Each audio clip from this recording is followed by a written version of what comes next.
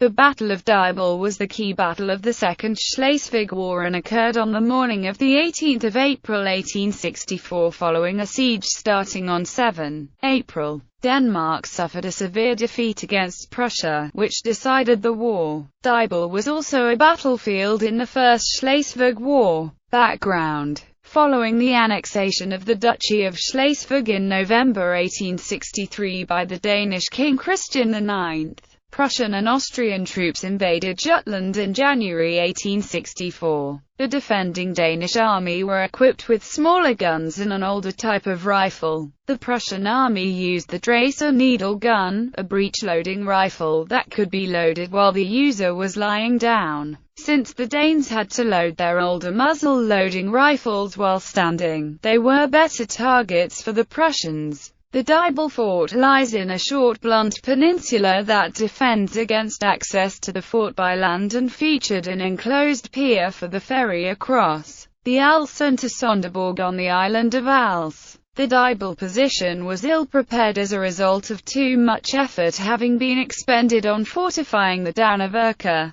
In particular, it lacked safe shelters in the forward line, but worse, technological developments in artillery had made the geography of the position unsuited for a lengthy defense. The line had too little depth, and across the waters of the southern inlet modern guns could subject the main defensive line to raking fire along the length of the line. This meant that not only was the position effectively saturated during the approximately 2 months of bombardment, but also most of the defending crew had to be withdrawn far behind the line because of attrition by the bombardment and lack of effective shelters. And when the storm assault was finally initiated, the line was consequently undermanned by tired and demoralized troops. The Danes did have one major advantage in that they had more or less unchallenged command of the sea and so were able to deploy the modern ironclad Rolf Krake to the scene to support Danish ground forces at Daibul with shore bombardments from its turret-mounted 8-inch guns. For much of the siege, Rolf Krake was used as a mobile heavy seaborne artillery platform and the Prussians were almost helpless to counter it since they had no naval forces of their own capable of matching the Danish navy, a fact that sapped Prussian morale. The firepower of the Rolf Krake was not exploited as well as it could have been. Battle. On the morning of 18 April 1864 at Daibul, the Prussians moved into their positions at 2:00. At 10:00 the Prussian artillery bombardment stopped and the Prussians charged through shelling from the Rolf Krake, which did not prove enough to halt them. 13 minutes after the charge, the Prussian infantry had already seized control of the first line of defense of the redoubts. A total massacre of the retreating troops was avoided and the Prussian advance halted by a counter-attack by the 8th Brigade,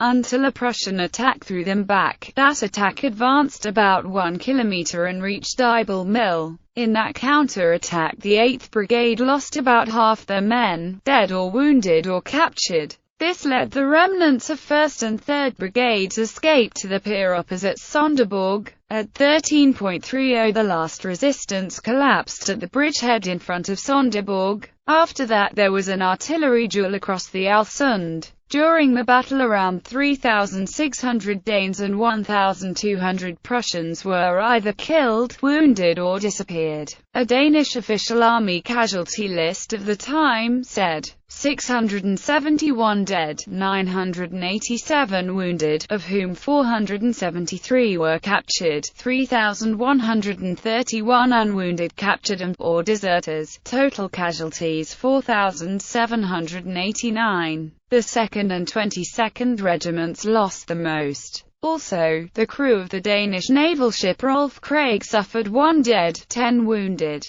The Battle of Dybbøl was the first battle monitored by delegates of the Red Cross, Louis Appiah and Charles van der Velde. Following the battle, the Prussians used the fort area as a starting point to attack Als in June 1864. Aftermath. While the Battle of Dybbøl was a defeat for the Danes, the activities of the Rolf Krake along with other Danish naval actions during the conflict served to highlight the naval weakness of Prussia. In an attempt to remedy this, the Austro-Prussians dispatched a naval squadron to the Baltic, which was intercepted by the Danish navy at the Battle of Helgoland. A peace treaty was signed on 30 October 1864 that essentially turned the duchies of Schleswig and Holstein into an Austro-Prussian condominium. Under the joint sovereignty of the two states, the German Chancellor, Otto von Bismarck, had taken one of the first steps toward launching the German Empire that would dominate Europe until World War I. Legacy.